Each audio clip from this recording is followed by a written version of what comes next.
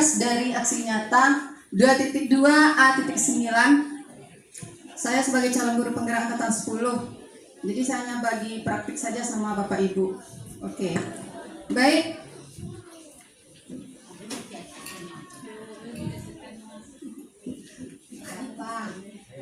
Pemaparan ada di sini 5 kompetensi sosial dan emosional atau KSE dalam penerapan pendidikan untuk meningkatkan nilai akademik. Di sini ada 5. Yang pertama, kesadaran diri. Yang kedua, manajemen diri. Yang ketiga, kesadaran sosial. 4, keterampilan berrelasi. 5, pengambilan keputusan yang bertanggung jawab. Nah, Bapak Ibu, kita lihat nomor 1 dulu.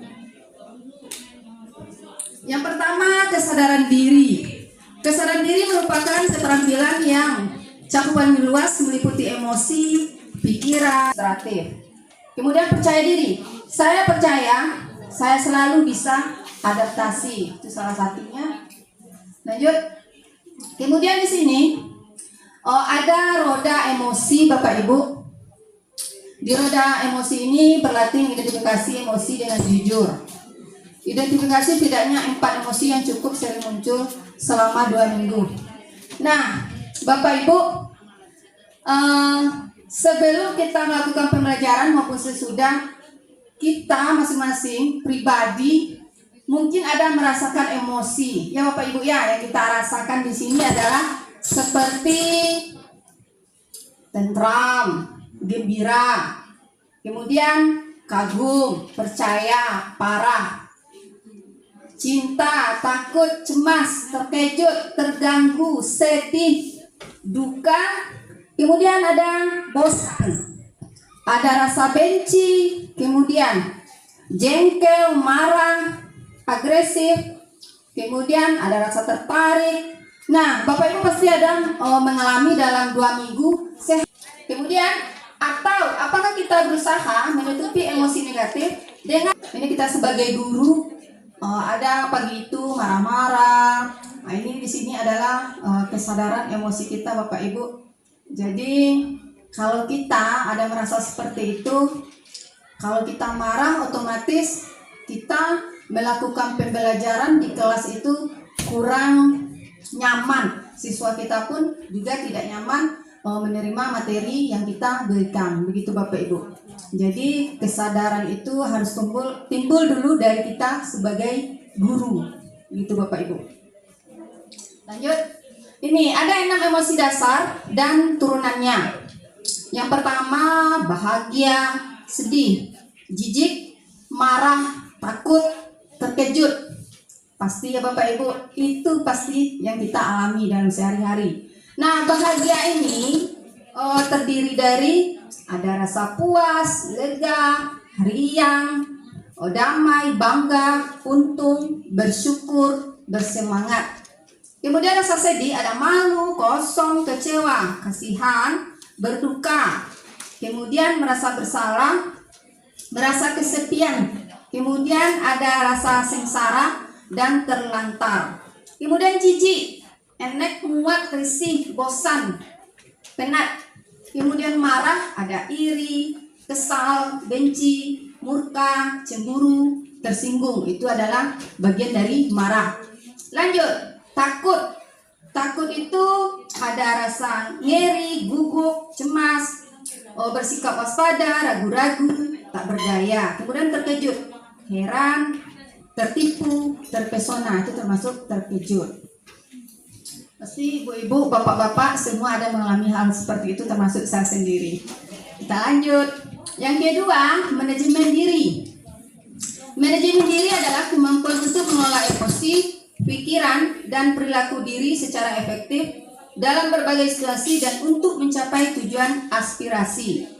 Itu manajemen diri. Nah, apakah selama ini kita lebih sering mengelola emosi? Manajemen diri yang pertama yaitu mulai dari diri, yaitu kita menyadari apa yang terjadi di dalam diri kita, pikiran apa yang memenuhi diri kita. Jadi kita tarik nafas dulu, nanti ada prakteknya sedikit.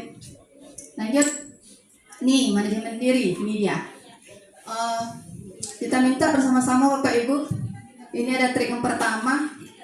Yang pertama kita mari tarik nafas dulu.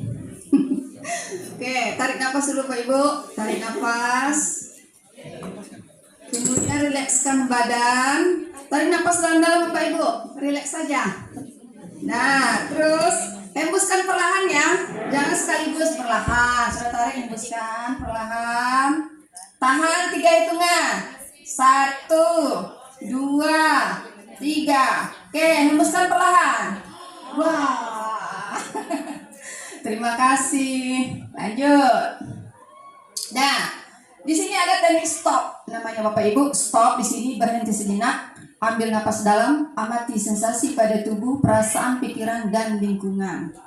Kemudian ada proses selesai dan lanjutkan kembali aktivitas. Jadi Bapak Ibu, di dalam kita melakukan pembelajaran pasti kita ada jenuhnya. Nah, ketika kita atau kita sendiri sebagai guru maupun siswa, kita gunakan teknik stop ini Bapak Ibu. Berhenti kita sejenak dulu. Mungkin siswa itu kita suruh bekerja terus atau mengerjakan tugas-tugas. Jadi kita intimidasi dulu dengan ambil dulu teknik stop. Nah, seperti tadi berhenti dulu kita sejenak. Hilangkan semua masalah-masalah kita dulu. Ambil waktu kira-kira 5 menit. Jadi setelah itu kita kembali lagi kepada pekerjaan kita, melanjutkan untuk menyelesaikan pekerjaan sebelumnya.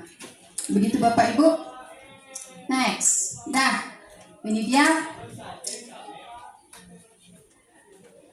manajemen diri. Setelah kita melakukan stop, barulah kita melakukan tindakan yang berkualitas di dalam diri kita. Oke. Kesadaran sosial atau berempati. Ketika kita dengan orang lain, apakah kita sadar dengan kondisi, situasi, perspektif, cara berpikir, dan perasaan orang-orang di sekitar kita? Begitu Bapak Ibu. Itu disebut dengan kesadaran sosial atau berempati. Berempati ini Bapak Ibu sangat berpengaruh sekali kepada orang kita berempati itu. Contoh kemarin ya Bu Nopia, ada rekan kita PP yang lagi ulang tahun ya. Itu termasuk rasa empati itu Bapak Ibu. Jadi ada momen-momen tertentu spesial bagi orang yang lagi berulang tahun itu. Nah, ini juga bisa kita terapkan pada siswa kita. Begitu Bapak Ibu. Misalkan di lokal ada siswa kita itu sedang mengalami kedukaan misal. Jadi kita hibur. Jadi kita merasa empati kepada siswa kita itu. Jadi banyak sedikitnya rasa sedih yang dialami oleh siswa kita itu akan berkurang sedikit Bapak Ibu, walaupun tidak 100%. Jadi kita ada rasa empati kita itu juga sesama guru, juga kepada siswa kita sendiri. Begitu Bapak Ibu. Kemudian kesadaran sosial berempati ini kemampuan untuk memahami sudut pandang, dapat berempati dengan orang lain, termasuk mereka yang berasal dari latar belakang budaya dan konteks yang berbeda-beda. Jadi kita tidak memandang Bapak Ibu, oh ini misalkan paket A, ini paket B, paket C. Jadi sama Bapak Ibu, kita di sini tidak gap-gap seperti itu. Kita sama di sini, sama-sama merasakan empati kepada siapapun, baik rekan kerja, baik sesama pimpinan, begitu juga sama siswa kita Bapak Ibu.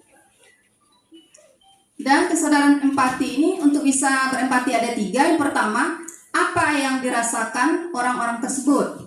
Mengapa dapat merasa begitu? Kemudian, apa yang mungkin akan dia lakukan? Mengapa dia melakukan itu? 3, apa yang saya rasakan jika mengalami kejadian atau berada pada situasi yang sama? Jadi Bapak Ibu, empati ini kita ikut merasakan apa yang dirasakan oleh rekan kita itu. Begitu rasa empati itu. Nah, kesadaran sosial atau empati ini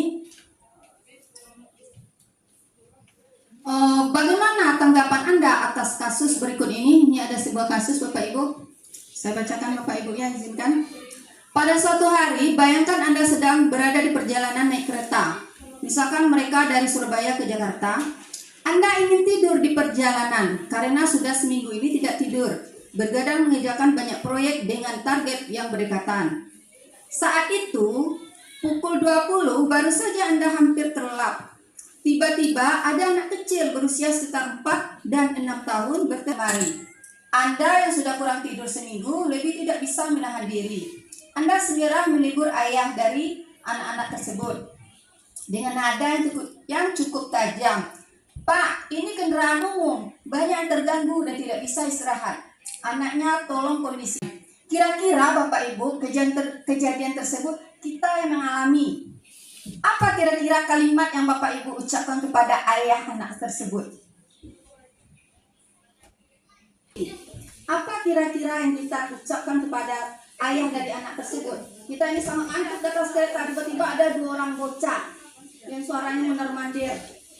Aturannya kita bisa istirahat, tidak bisa karena terganggu oleh suara bocah cilik yang ada 2 orang itu. Barangkali Bapak Ibu kita seperti ini awalnya. Anak Bapak sepertinya bahagia sekali ya. Bisa nggak Bapak Ibu kita terang kalimat seperti itu? Sepertinya anak Bapak bahagia sekali. Kira-kira apa sih masalahnya? Nah, empati ini untuk menghapus prasangka.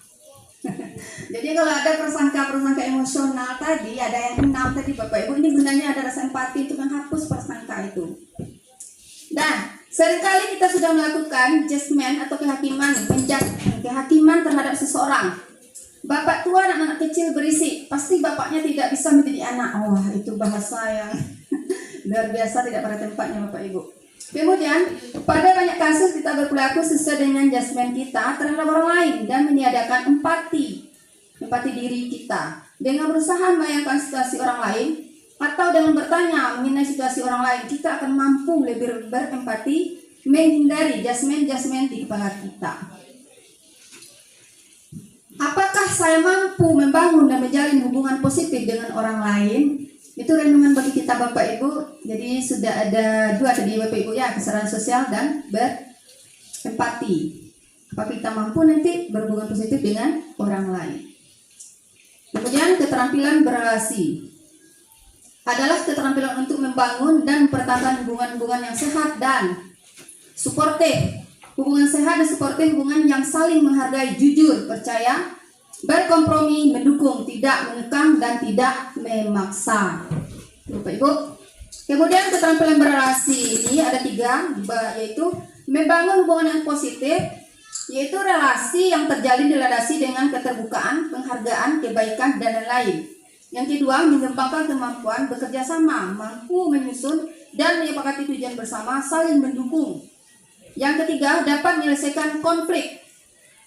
Jika terjadi perselisihan, mampu diatasi dengan perasaan terbuka, tenang, saling memahami dan saling berempati. Nih, di sini ada komunikasi yang baik Bapak Ibu. Komunikasinya efektif dan ada empati. Berkomunikasi apa yang kita pikirkan dan rasakan sambil memahami dan pertimbangkan perspektif dan perasaan orang lain serta mendiskusikan topik pembicaraan dengan penuh keterbukaan untuk mencapai kesepakatan bersama. Di sini ada komunikasi yang efektif itu terbagi 2. Yang pertama 3C di sini adalah jelas, yakin, tenang. Kemudian ada respondingnya. Kemudian empatik yaitu statementnya. Kita lanjut. 3C tadi jelas, percaya diri dan tenang itu. Yang jelas itu tidak berputar-putar, singkat dia. Kemudian yang percaya diri yakin, mantap, tidak penuh keraguan, tidak pelin-pelan. Kemudian tenang, menyampaikan dengan tenang, tidak terburu-buru.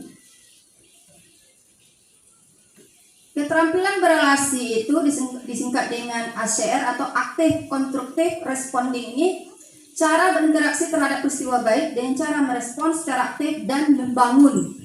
Jadi Bapak Ibu, kalau ada salah satu rekan kita itu dia misalkan kasih, menganalisis situasi, memecahkan masalah, pertimbangan, tanggung jawab atau etis, kemudian evaluasi dan refleksika.